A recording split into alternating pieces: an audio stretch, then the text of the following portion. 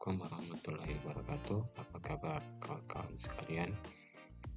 Pada video pembelajaran fisika kali ini kita akan melanjutkan pembahasan mengenai pengukuran dasar, terkhusus pada bagian pengukuran ya. Jadi untuk pengukuran itu dia terbagi atas dua.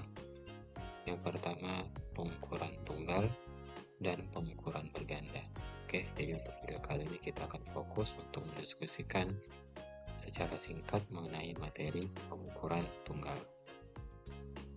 Apa itu pengukuran tunggal? Jadi sebelum masuk ke pembahasannya secara lebih detail, kita harus mengetahui terlebih dahulu makna dari pengukuran tunggal ya.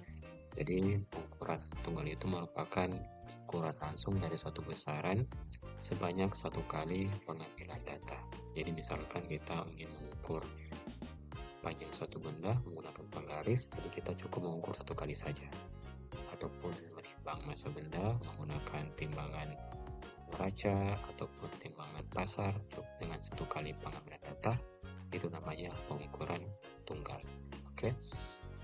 Kemudian bagaimana cara menuliskan hasil pengukuran tersebut? Jadi yang namanya hasil pengukuran itu dia selalu tidak pernah lepas dari yang namanya ketidakpastian hasil pengukuran. Sehingga apabila kita ingin menuliskan hasil pengukuran tunggal, maka kita dapat tuliskan dalam bentuk HP, itu HP singkatan dari hasil pengukuran, sama dengan X plus minus delta X, di mana X itu merupakan nilai terukur dari alat ukur yang digunakan, kemudian delta X itu adalah ketidakpastian hasil pengukurannya. Oke. Nah, untuk pengukuran tunggal itu ketidakpastian pengukurannya atau delta X itu bernilai 1/2 NST. NST itu adalah nilai skala terkecil. Oke, jadi kita lihat kalau kita memiliki penggaris itu nilai tiap skalanya itu adalah 0,1 cm. Jadi untuk penggaris dia memiliki NST sebesar 0,1 cm. Untuk besaran-besaran atau timbangan-timbangan yang lain atau alat ukur yang lain itu dia memiliki NST yang berbeda-beda. Nah, bagaimana cara untuk mencari NST? Itu kita gunakan cara kita tentukan batas ukurnya dulu, kemudian dibagi dengan jumlah skala. Misalkan untuk penggaris dari angka 0 sampai 1 itu batas ukurnya berarti 1, kemudian di antara 0 dan 1 itu dia terdapat 10 garis, jadi 1/10 maka diperolehlah 0,1. Nah, sekarang kita masuk ke contoh untuk pengukuran tunggal. Jadi sebuah tongkat kecil itu diukur dengan menggunakan penggaris atau mistar, dan kita peroleh panjang kayu kecil tersebut adalah 27,3 cm. Nah, tuliskanlah hasil pengukuran kayu tersebut. Nah, jadi kita harus mencari terlebih dahulu nilai dari ketidakpastian pengukurannya. Di contoh kasus ini, dia menggunakan alat ukur berupa penggaris atau mistar, yang dimana kita ketahui bahwa untuk penggaris itu dia memiliki NST atau nilai skala terkecil itu yakni sebesar 0,1 cm. Oleh karena itu besar delta X-nya yakni adalah 0,05 cm. Kemudian karena kita telah menentukan ketidakpastiannya, maka kita bisa menuliskan hasil pengukurannya yakni X plus minus delta X atau 27,30 plus minus 0,05 cm. Oke, terdapat aturan untuk menuliskan hasil pengukurannya. Oke, jadi usahakan itu kalau kita ingin menulis hasil pengukuran yang terbaca langsung dari alat ukurnya, apabila ingin kita laporkan itu dia memiliki orde yang sama dengan nilai ketidakpastiannya.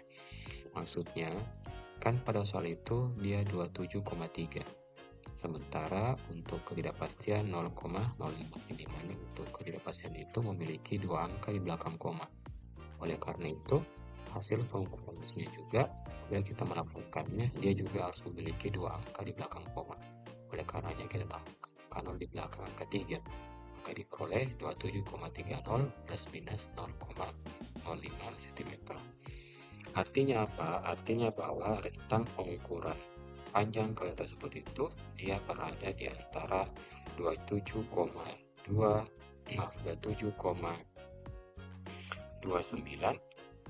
dan 27,35. Jadi rentangnya masih jauh ya, sejauh 0,05 cm. Kita masuk contoh yang kedua. Hasil pengukuran panjang benda adalah 5,3576 cm dengan ketidakpastian sebesar 0,034797 cm. Nah, tuliskanlah hasil pengukuran panjang benda tersebut. Oke, dari soal ini kita lihat bahwa delta X-nya itu atau ketidakpastian hasil pengukurannya adalah 0,034797 cm. Nah, aturan kedua yang harus diketahui adalah dalam menuliskan ketidakpastian hasil pengukuran, dia itu harus memiliki satu angka penting saja. Oke, oleh karenanya angka 0,034797 dia memiliki 5 angka penting. Berarti kita harus mengubahnya menjadi satu angka penting, maka kita perlulah 0,03 cm. Oleh karena itu, kita dapat menuliskan hasil pengukurannya.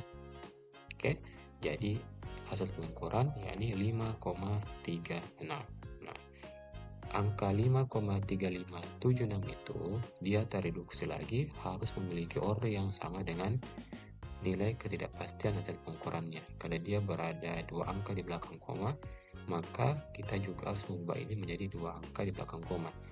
Maka dia menjadi awalnya 5,3576. Kita bulatkan. Ingat pada video sebelumnya tentang teori pembulatan, maka kita peroleh 5,36. Berarti hasil pengukuran itu adalah 5,36 plus minus 0,03 dalam satuan cm. Oke, kalau begitu sekian materi singkat mengenai materi pengukuran tunggal. Jika kalian memiliki pertanyaan, silakan tuliskan di komentar. Sekian untuk video kali ini, sampai jumpa di video pembelajaran fisika selanjutnya. Sekian dari saya, Assalamualaikum warahmatullahi wabarakatuh.